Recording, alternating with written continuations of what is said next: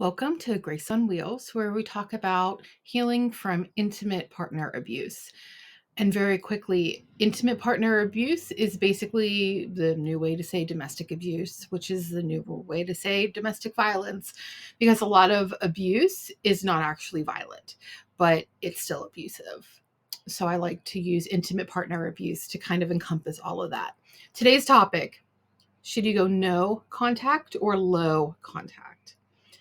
So the difference between low and no contact is just that you have no contact with this person. You block them, you eliminate them from your life completely. You block them on social media, you block their phone number, you do not respond to them, you do not contact them in any way. Low contact is when you have some minimal communication with that person. And that might be if you share children, you say hi at pickup and drop off of custody exchanges. You discuss logistics about the kids, disciplinary issues, the things that you have to discuss.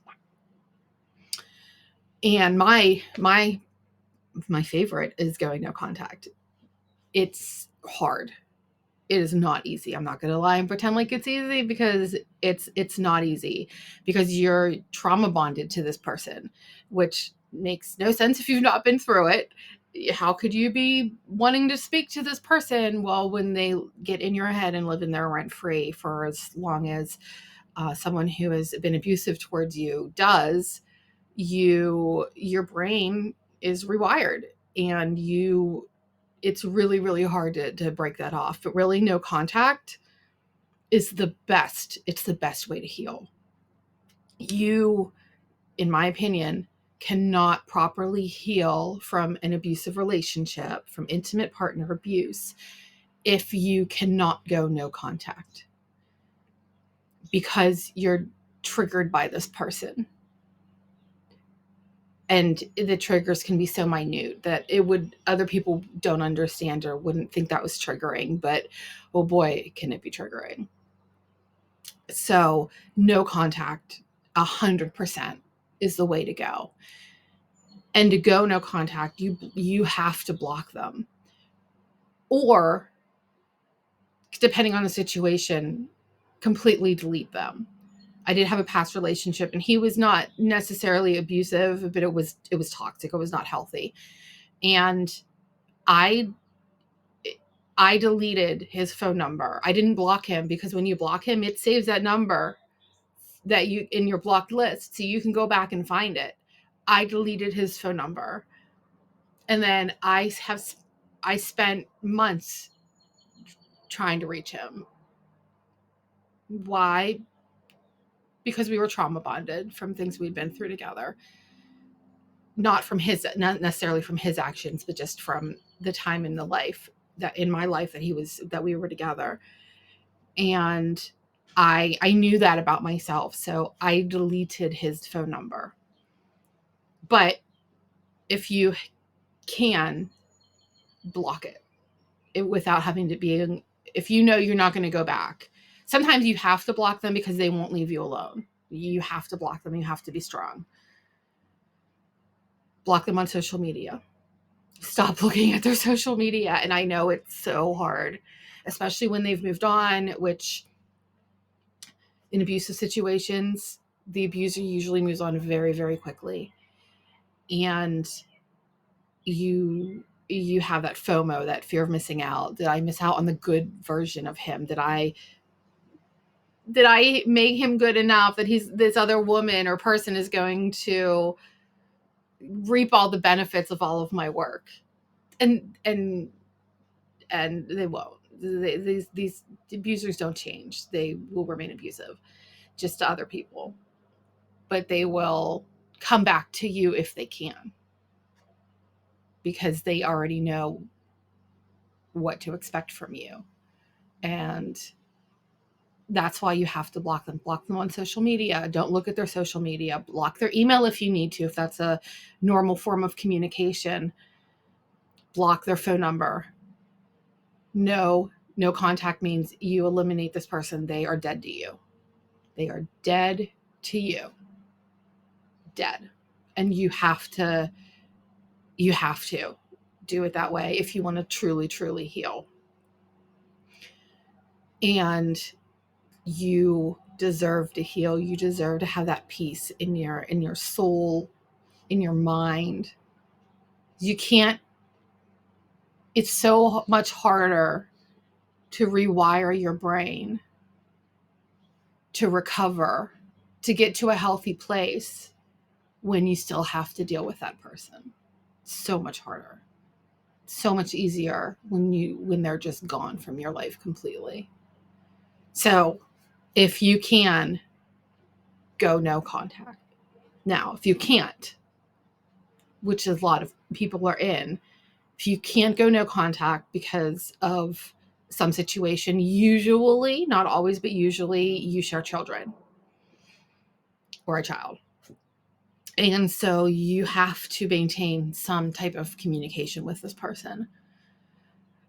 And a lot of custody agreements even basically say you have to contact each other, right? So you're now legally bound to communicate with this person on a regular basis. So you go low contact.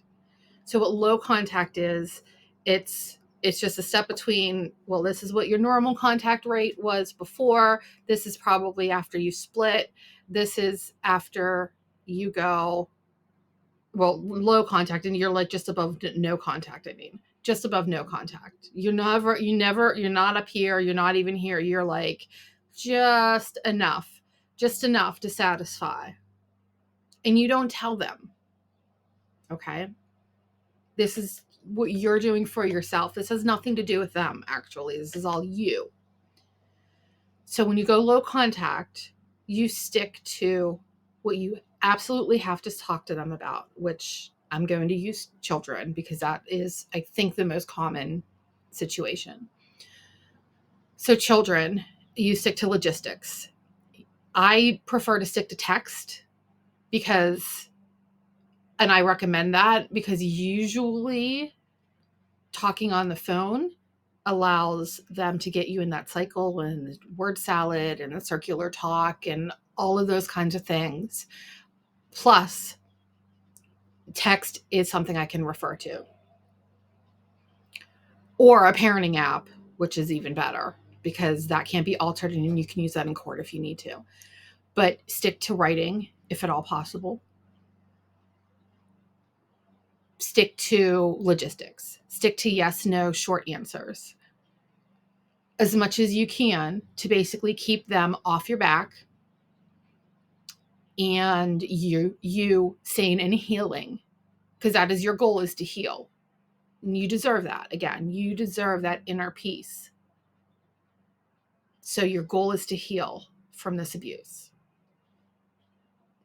So going low contact allows you to heal as much as you can, given your situation.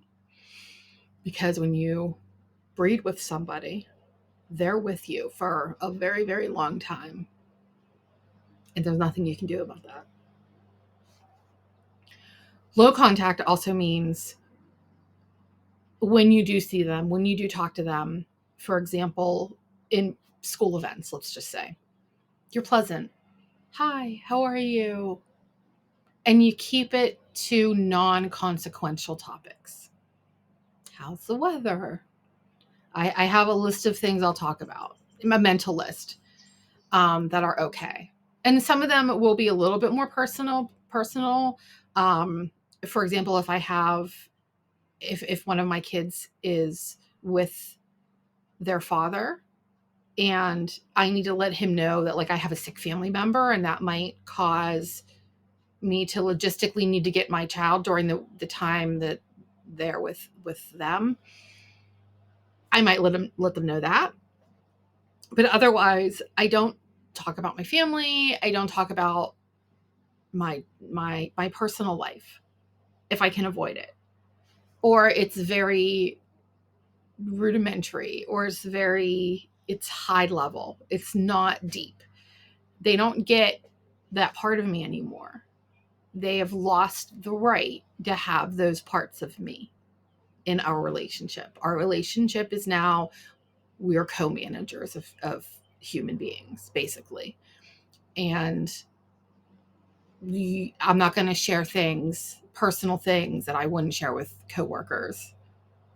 You know, I have shared more personal things with coworkers than with this person. So low contact is your saving grace until you can go no contact. And when you go no contact, you go no contact. Absolutely, it's amazing. But low contact, you talk about the weather, you talk about sports, stupid stuff that doesn't matter. For me, politics is off limits because that was an issue. So that is not something we discuss. But the movie, whatever you need to talk about to make it seem like, oh, everything's great, but in reality, you're like, I want nothing to do with you. But we don't tell them that. We keep that to ourselves and we heal as best we can. So low contact, no contact. You do what you have to do to take care of yourself. Because when you heal, it's so peaceful being able to move forward and nurture yourself in ways that you did not receive from that relationship. And you deserve it. You 100% deserve it. You deserve to love yourself, to trust yourself. So, no contact as soon as you can, and you can do it and you can be strong. Low contact until you can get to that point. Love you. Stay safe.